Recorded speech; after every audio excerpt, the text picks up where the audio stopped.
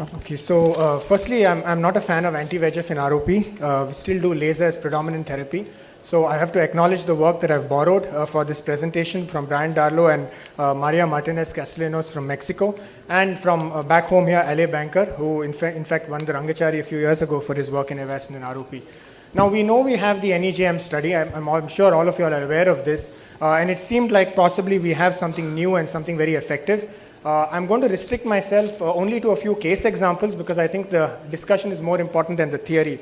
What's important here is the beat ROP did show more mortality, although it was not statistically significant. And after that one paper in NEJM, there have been more than a dozen papers actually criticizing it for several reasons. The type of classification they took in, when they intervened, the dosage, the distance from the limbus, who they did it, what their conclusions was, what is the composition of their population, and so on. Some of these are the important factors, or the main things that everyone speaks about is the systemic safety. And I think the jury is not yet out on that. And so let me now share some data from Maria's group in Mexico. She presented this at the Academy a few years ago and subsequently published it. So there are definitely ocular and systemic side effects. But the main thing we don't know is what is the correct dose. When can we repeat it? Should we repeat it? And even when the disease goes away, the initial resolution happens, most of the time we see peripheral avascularity. And this avascularity remains sometimes actively, which means leakage, all the way up to 9 months, 1 year, or 1.5 years. So this is something look at this angiogram showing you that not just the periphery is avascular, but they also look like flat neovessels. Systemic side effects were also noted. I'm really rushing on the theory, but I want to show you this slide here, which tells you that the half-life of Avastin or bevacizumab is way higher than it is required either in the vitreous or in the systemic circulation. So it means it basically outlives its requirement. So whereas the VEGF itself comes down, the anti-VEGF, which is Avastin, hangs around for way longer than it was welcome. And that's when we begin to wonder, with a leaky blood retinal barrier and this going into the brain, and we know that VEGF is required for normal vascularization of so many vital organs, and here are some of them.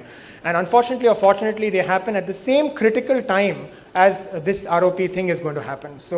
But Ale has shown us in his work a few years ago, and he continues to do that, that he's been looking at electrophysiological changes, and he's looking at other neurodevelopmental analysis, and he finds that they are comparable. So he's trying to produce long-term data. It's encouraging, but I think the final word will come only possibly in the Rainbow trial, which has just started all across the world.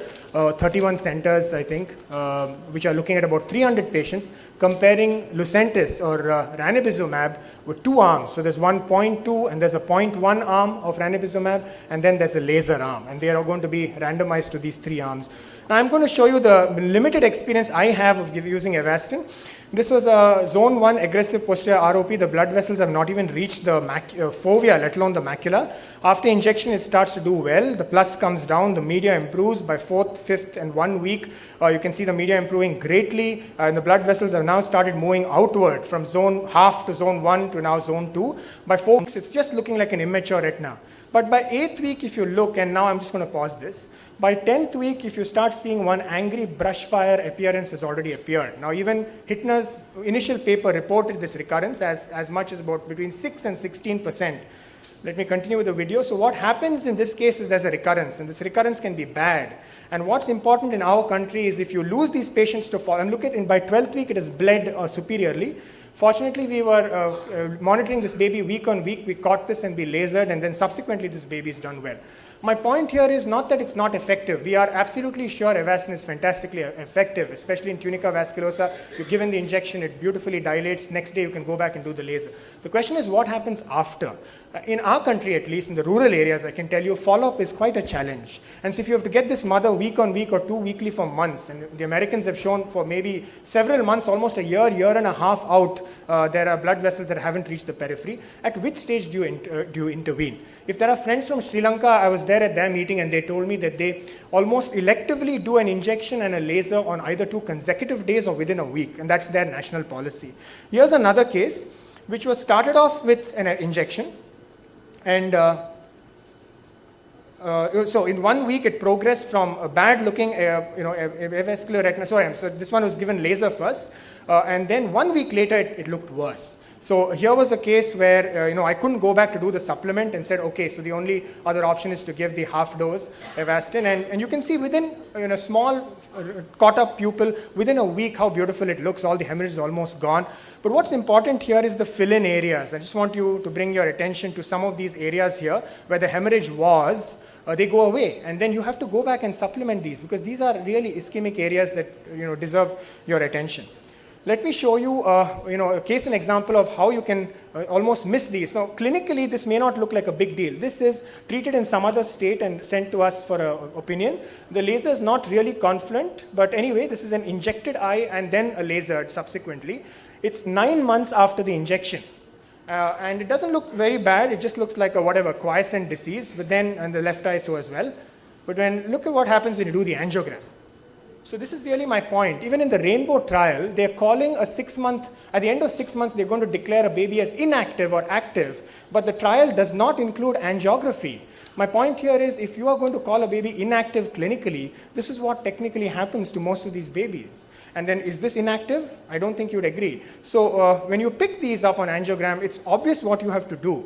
You have two options, of course: re-inject, which is, I would think, rather not a great idea if the baby is 9 months old, or laser. So we went ahead and did the supplement laser, and then the subsequent angiogram shows you that it quietens down. So it actually makes a difference. This is 9 months after the initial laser. I think I have another case. Now this is exactly what will happen in our country if you inject and don't follow up. One eye is gone into stage 5, again injected by another state. And so this is now, child is one-eyed, and one eye is obviously must have recurred and no one picked it up and is detached. And now you have this eye, and it's a very odd looking white, it's almost in the vitreous but almost pre-retinal. You don't know what's going on, so we do an angiogram, and this is what's going on. And now what would you do for this eye? Because you've lost the other eye, and this is practically the only chance the baby has. There's a diffuse leak, and there's active neovascular bleed. Even though it's very subtle, it's seen in the late stages. So angiogram actually helps you decide your posterior edge of the laser, and if it's done well, these babies do very well subsequently. You can see here that it's covered till the edge of the avascularity. So I think I just want to end that this is the trial that we're all looking for. The enrollment's already begun, but the results are going to take at least 24 months. So we're looking at middle 2018 Q1 for the results. And then there are future therapies, which is more an academic exercise. So take-home points would be, laser is still the gold standard. I think the Indian Journal has a good commentary on it. Avastin, if you can use it in selective cases like zone 1 or posterior zone 1.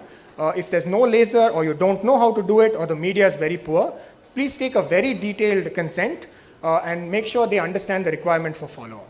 Thank you.